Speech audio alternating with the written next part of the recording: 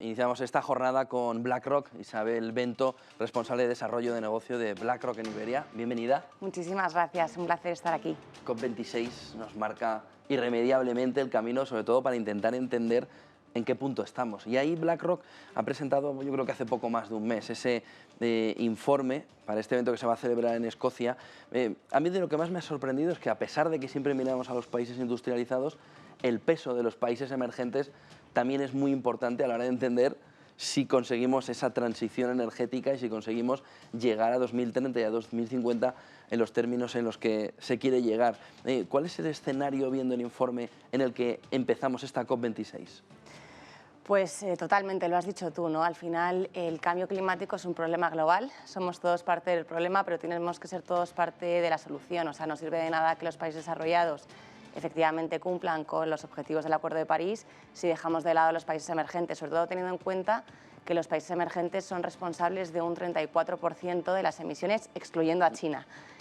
Por tanto, tenemos que tener en cuenta a todos los países emergentes también en esa transición climática, y ahí, bueno, pues el papel de los países desarrollados y del sector privado va a tener un papel fundamental, porque, fíjate, uno de los resultados que publicamos en el informe fue que las Naciones Unidas se ha fijado alrededor de 100.000 millones de dólares, esa cifra de financiación público-privada que se va a necesitar anualmente para, hacia países emergentes, para poder financiar esa transición climática.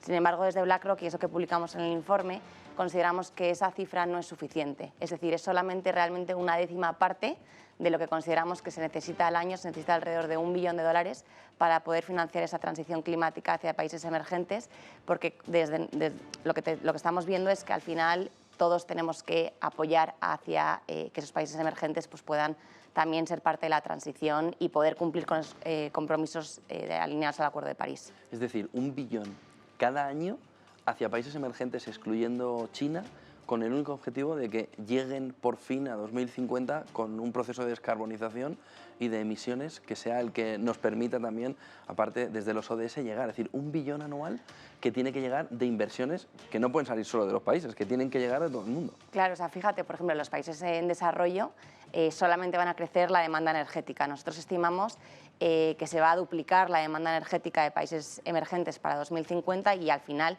pues esa demanda de energía se tiene que suplir con infraestructuras, y al final lo que tenemos que hacer es que esas infraestructuras pues sean infraestructuras climáticas, como energías renovables, etc. Nosotros hemos cuantificado en $9 billones lo que se necesitará en inversiones en países en desarrollo para que para 2050 2/3 de la energía que produzcan los países en desarrollo sea energía renovable. Por tanto, al final, bueno, pues tenemos que efectivamente financiar de entre todos esa transición, y un poco los mensajes claves que ha dado nuestro consejero delegado Larry Fink y que hemos publicado en el informe es que los países desarrollados, en la medida en la que se puedan permitir esto, tienen que también apoyar a los países en desarrollo a la hora de financiar esa transición. Es decir, que no solamente va a ser parte del sector público, sino también parte del sector privado, y no solamente los países emergentes, sino que los países desarrollados pues tienen un compromiso y un papel fundamental en esto. Todo el mundo habla de riesgo importante para el planeta, de riesgo importante para cómo canalizar esas inversiones. Sin embargo, siempre lo estáis planteando vosotros como una oportunidad histórica. ¿Cómo? ¿A través de qué canales se puede llevar? Efectivamente, y es uno de los puntos que dijimos en la carta anual de nuestro consejero Larry Fink este año. Fue dos mensajes clave: uno, que la transición energética era una oportunidad de inversión histórica, y luego el otro, que el riesgo climático era un riesgo de inversión. Nosotros hemos cuantificado que la transición energética, si se hace bien, puede representar alrededor de un crecimiento de más del 25% del PIB a nivel mundial, y lo hemos cuantificado en una oportunidad de inversión de alrededor de $50 billones. Al final, nosotros como gestores de activos lo que queremos es identificar esas oportunidades y también permitir a nuestros clientes, bueno, pues ser parte de esa oportunidad y aprovecharla. Pero al final esa transición, como hemos comentado antes, solamente se va a producir si estamos todos en esto, si hay un marco global y si tenemos en cuenta tanto a los países en desarrollo, pero también a los países emergentes. Y por tanto es fundamental, y es uno de los mensajes clave que estamos dando, es la necesidad de movilización de capital hacia países emergentes para poder financiar esa transición. ¿Cómo gestionáis ese riesgo climático en las carteras? Pues aquí el papel fundamental es el papel de la tecnología. Nosotros, bueno, para nosotros la tecnología forma parte del ADN de BlackRock, en el que tenemos, bueno, pues toda nuestra, digamos, nuestra columna vertebral recae sobre Aladdin, que es nuestro sistema de gestión de riesgos interno, y ahí lo que hemos desarrollado, bueno, hemos puesto la sostenibilidad en el epicentro de Aladdin, pero lo que hemos desarrollado desde hace algunos meses es Aladdin Climate, que es un módulo dentro de Aladdin que lo que hace es identificar y medir los riesgos climáticos, tanto los riesgos asociados a los riesgos físicos como a los riesgos de transición. Y al final lo que permite es medir y de alguna manera modelar estos riesgos en las diferentes valoraciones de los activos, de tal manera que los gestores pues tienen o saben cuáles son los riesgos climáticos asociados a sus inversiones. Y no solamente lo tenemos dentro de BlackRock para las inversiones propias, sino también que lo externalizamos para que los clientes pues, puedan hacer uso de este servicio. Pero la tecnología es fundamental en entender los riesgos climáticos. Modelos de negocio ahora mismo están abiertos en canal, intentando entender cómo esa sostenibilidad va a afectar a cualquiera de ellos. Se está midiendo la huella de carbono de consultoras, de todo tipo de compañías que están intentando mirarlo. Por otro lado, la rentabilidad de las empresas se va a ver afectada sí o sí, si no lo hacen bien. ¿Quiénes son los ganadores y perdedores a nivel sectorial de toda esta transformación que está comenzando pero que tiene un largo recorrido? Nosotros lo que vemos es que independientemente del sector, la transición energética y el cambio climático afecta a cualquier tipo de sector. Hay sectores que les afectará más y sectores que les afectará menos, pero lo que está claro es que todas las compañías, independientemente del sector, tienen que tener un plan bien articulado de cómo van a abordar esa transición energética. ¿Y qué significa tener un plan bien articulado? Significa efectivamente adaptar sus modelos de negocio al cambio climático, pero también tener una política de comunicación de esa estrategia con todos los stakeholders, con todos los grupos de interés, no solamente con los accionistas, sino también con los clientes, con los proveedores, con los empleados, etc. Entonces vemos que esas compañías que tengan un buen plan estratégico se van a diferenciar versus sus competidores y por tanto van a atraer más flujos de capital, y por contra aquellas compañías que no tengan un plan claro, aquellas compañías que no lo estén abordando de una manera efectiva, pues lo que van a hacer es generar escepticismo dentro de la comunidad inversora, y eso al final lo que se va a trasladar es un mayor coste de capital y un mayor coste de financiación. Se ve en el estudio que BlackRock calcula que el impacto de juzgar mal esa transición climática, ¿no?, en tecnología y en energía puede penalizar de manera muy importante la rentabilidad. ¿Hay algún porcentaje que nos indique que aplicar mal o actuar mal en tecnología y energía pueda dañar la rentabilidad de las compañías?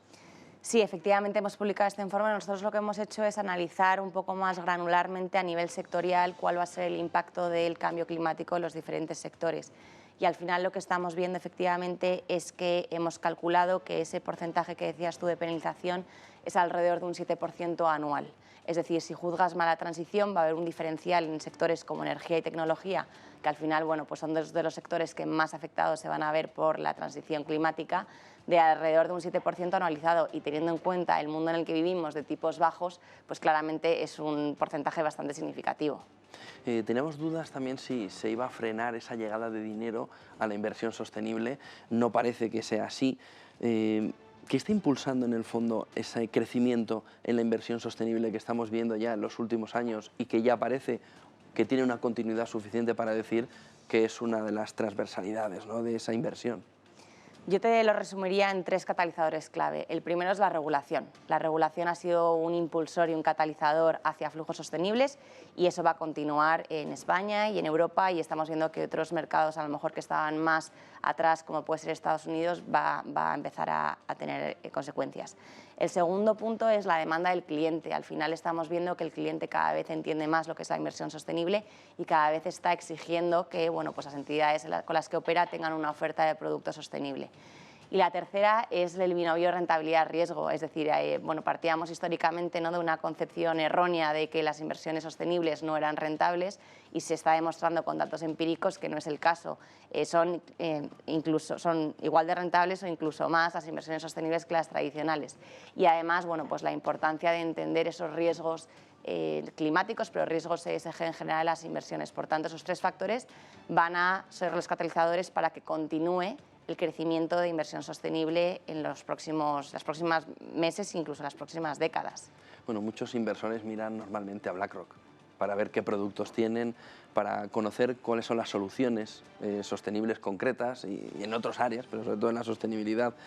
¿Puedes sugerirnos algún producto, alguna solución sostenible concreta entre las motivaciones de evitar, de avanzar? Es decir, ¿qué nos puede decir desde BlackRock? Nosotros lo que vimos fue el año pasado claramente una tendencia hacia productos temáticos, pero es verdad que el año pasado fue más hacia el sector tecnología y sector salud. Lo que hemos visto este año es una evolución de esa alocación hacia temáticos, pero hacia temáticos sostenibles. Y en ese sentido, nosotros tenemos dos productos, uno de economía circular y otro del futuro del transporte, que han sido dos productos muy demandados dentro de lo que es la inversión temática. Pero lo que es interesante, y hemos visto en los últimos meses, es un crecimiento, una demanda de productos multiactivo sostenibles, es decir, que los clientes ya están poniendo la sostenibilidad como centro de las carteras y demandando estrategias sostenibles multiactivo.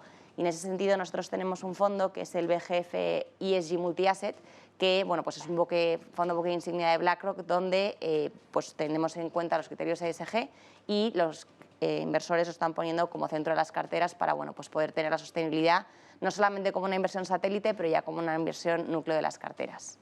Isabel Bento, responsable de desarrollo de negocio de BlackRock en Iberia. Muchísimas gracias por abrir esta jornada y por darnos sobre todo las claves de este informe que está marcando gran parte de esta COP26. Fenomenal, pues muchísimas gracias, un placer. Buen día y buen negocio.